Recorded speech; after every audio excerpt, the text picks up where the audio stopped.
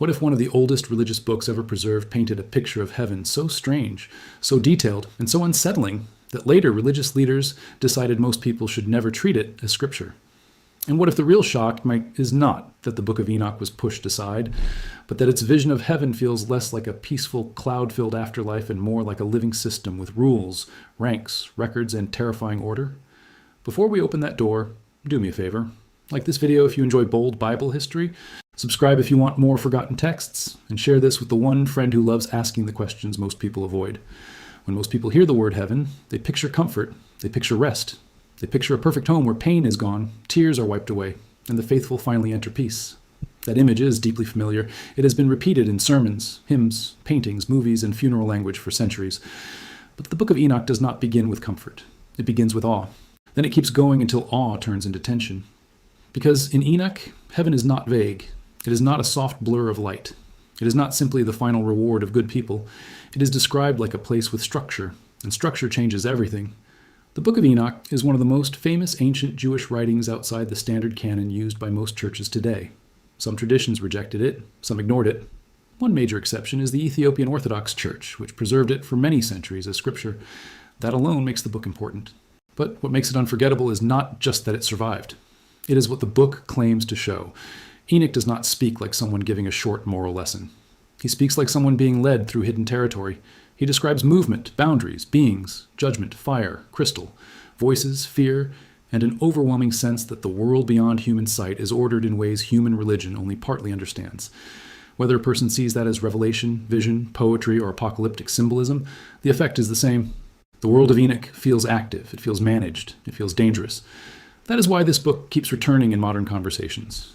Not because it is neat, not because it agrees with every doctrine people already know, but because it does the opposite. It unsettles the easy picture.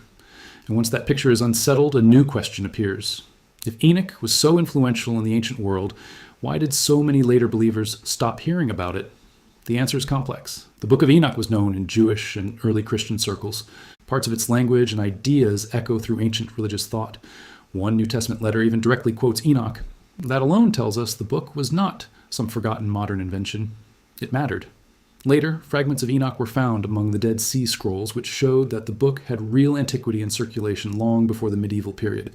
So this is not a late fantasy pretending to be ancient.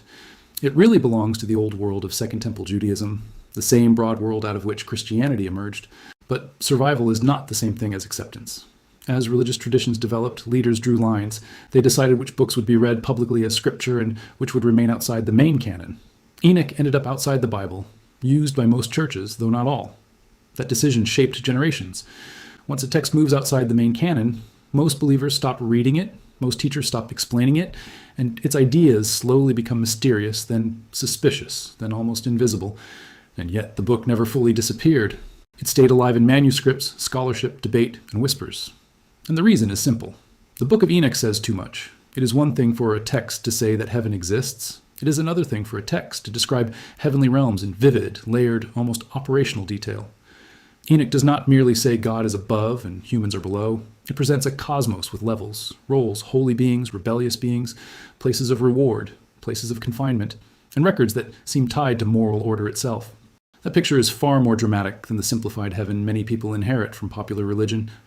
So let's slow down and look at what makes Enoch's vision feel so different. First, Enoch's heaven is not presented as one flat destination. It unfolds. It has zones of access. It has degrees of nearness. The deeper Enoch is taken, the more intense the environment becomes. That matters because it suggests that heaven is not just where souls go. It is a reality with layers of holiness and function. Ancient Jewish apocalyptic literature often uses symbolic imagery, of course, but symbol does not make a thing meaningless. In fact, symbols often communicate truths that plain language struggles to carry. When Enoch describes walls of fire, crystal-like structures, countless beings, and thrones of overwhelming brightness, the point is not that the divine world is simple.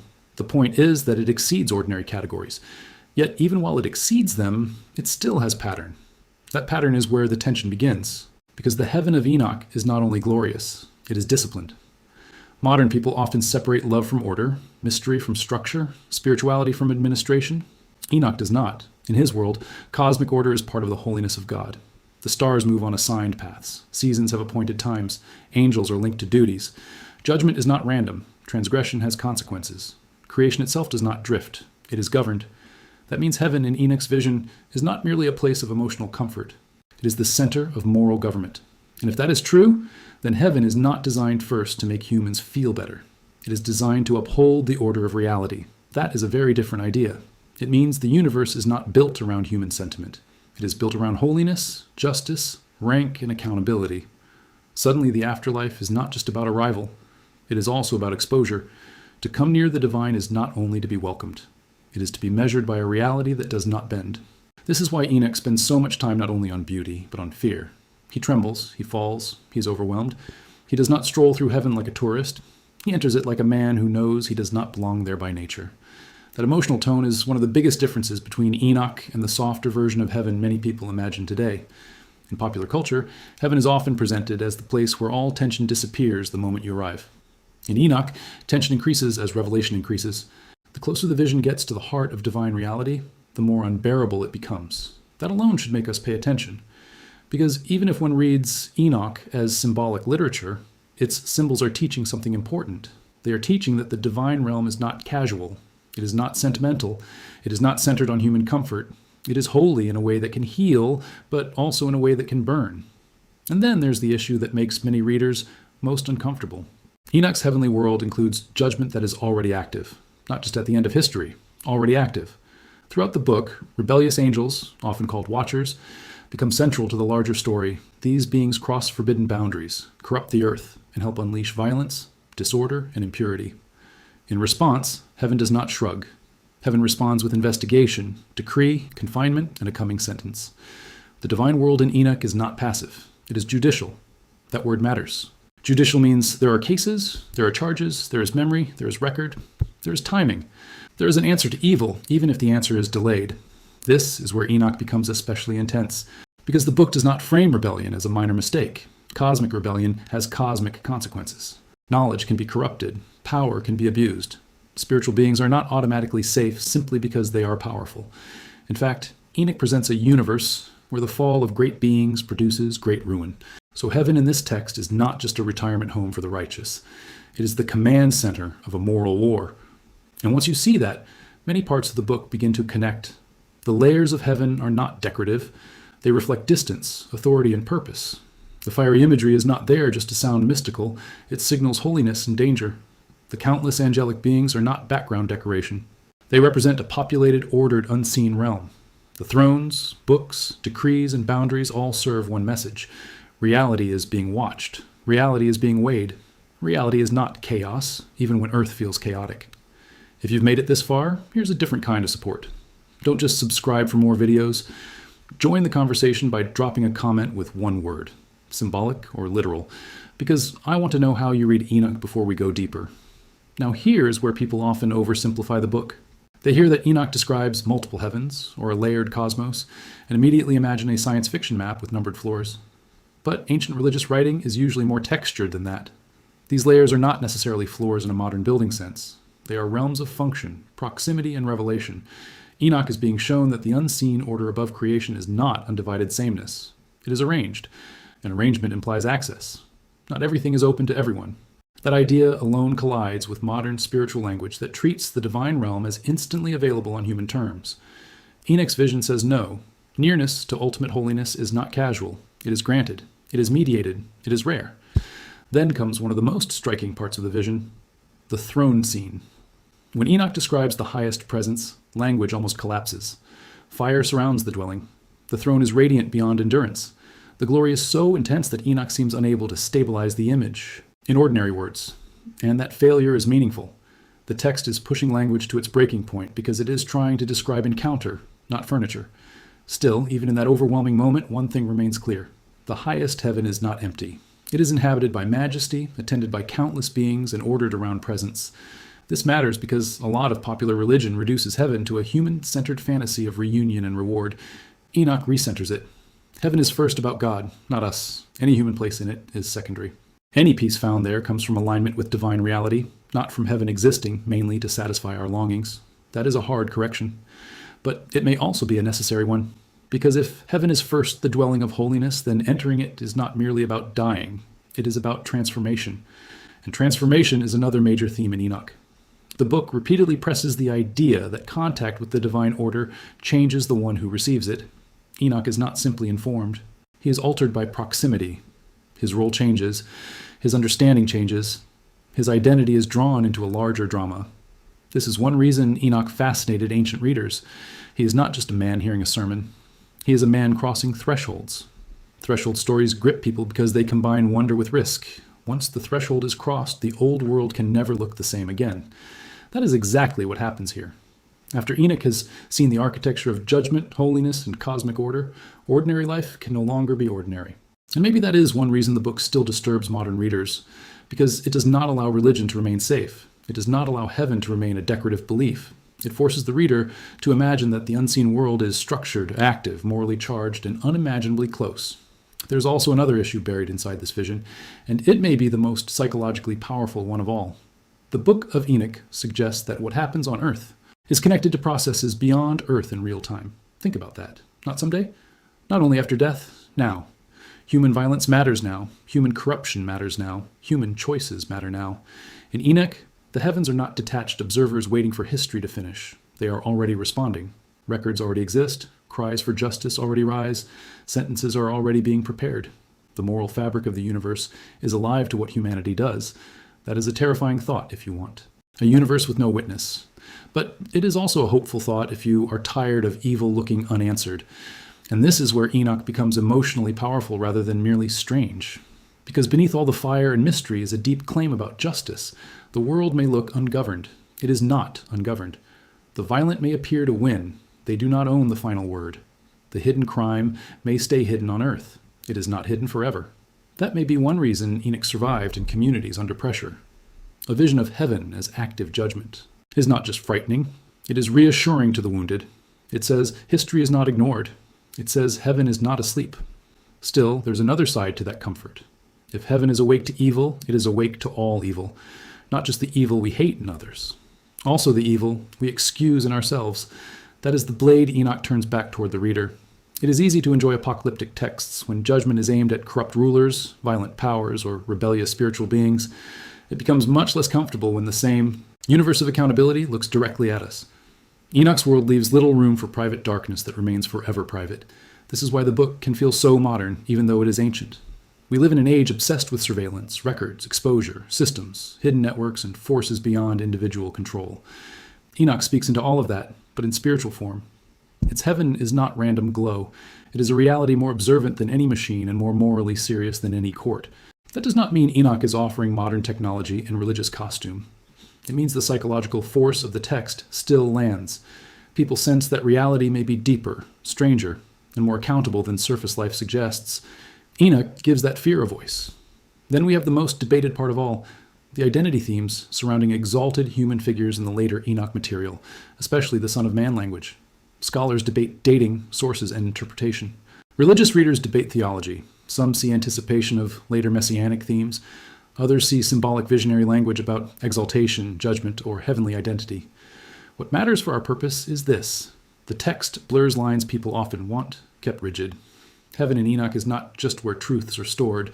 It is where identities are revealed, and revelation is dangerous. Because once heaven names something differently than earth does, human categories start shaking. That may be another reason. Later traditions approached Enoch carefully. The book is hard to control. It does not stay in one lane. It touches angels, judgment, cosmology, evil, hidden knowledge, coming justice, heavenly ascent, and transformed identity. It is too large, too wild, and too disruptive to fit neatly into simplified teaching. But that wildness is exactly why people cannot stop returning to it. Let's make this even clearer. What is the biggest contrast between Enoch's heaven and the common church image many people grow up with? The common image is relational and comforting. Enoch's image is relational, yes, but also governmental. The common image centers rest. Enoch centers order. The common image emphasizes reunion. Enoch emphasizes revelation.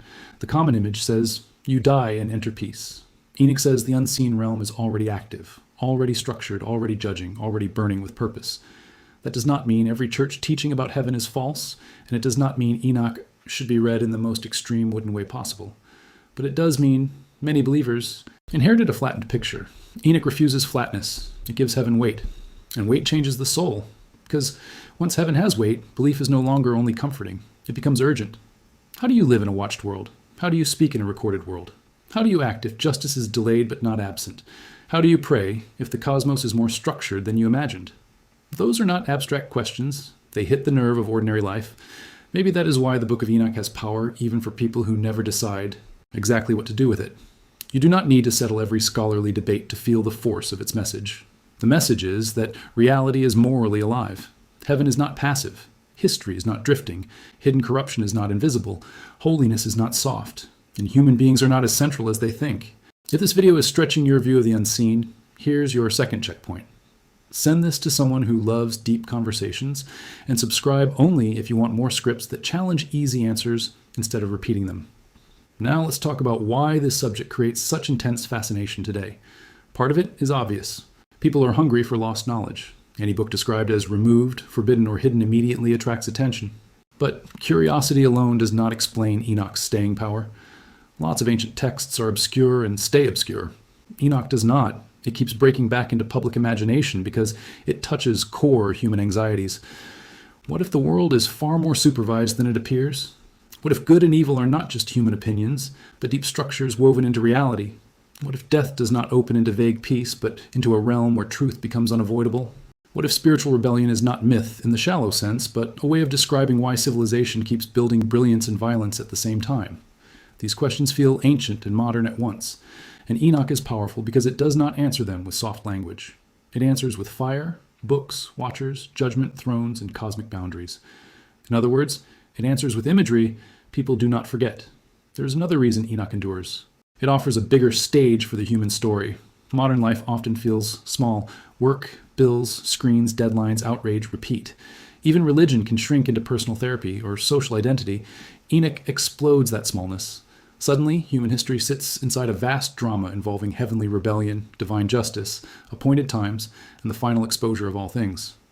You may disagree with the book's worldview, but you cannot accuse it of being small. That scale is one reason it feels emotionally gripping.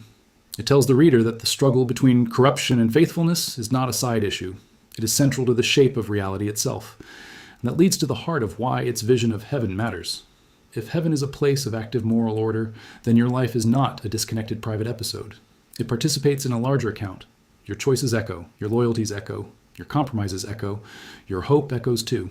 That is both heavy and beautiful. Heavy, because nothing is trivial. Beautiful, because nothing faithful is wasted. This is where a mature reading of Enoch becomes stronger than sensationalism. The easy version of this topic is to say, look, heaven is secretly a giant machine and religion lied to you. That gets attention, but it misses the depth. Enoch is not valuable because it gives a shocking alternate map. It is valuable because it restores seriousness to the unseen world. It reminds us that holiness is not decoration. Justice is not a slogan. And the universe is not morally empty. Even the book's strange imagery serves that purpose. Fire is not there only for spectacle. Fire purifies. Fire reveals. Fire consumes what cannot remain. Crystal-like scenes are not there only to sound exotic. They communicate clarity, brilliance, and separation from ordinary decay. Thrones communicate rule. Books communicate memory. Angelic hosts communicate scale. Every image pushes the reader toward one conclusion. Heaven is not less real than earth. If anything, it is more real. Earth is the unstable surface. Heaven is the deeper order. Once that idea lands, the old church painting of heaven as merely gentle comfort starts to feel incomplete. Not entirely wrong, perhaps, but incomplete. Peace without holiness is sentimental. Reward without justice is shallow. Reunion without transformation is too small for the God Enoch describes. And this is why the ending of Enoch's vision hits so hard. The book does not leave the reader with a simple postcard image of paradise. It leaves the reader with magnitude, with judgment still moving, with holiness still blazing, with history still under review, with evil not yet gone, but also not unbeaten, with the sense that beyond what humans teach, argue, or institutionalize, there remains a reality no council can vote away. That may be the most powerful lesson of all. Institutions can shape what people hear. Traditions can shape what people remember. Teachers can shape what people emphasize. But none of that changes the question Enoch forces back into the room. What if heaven is not mainly what comforts us, but what is true? That question matters because it tests the kind of faith people want. Do we want a faith that only soothes? Or do we want a faith that first confronts, then purifies, then finally comforts? Enoch seems to choose the second path.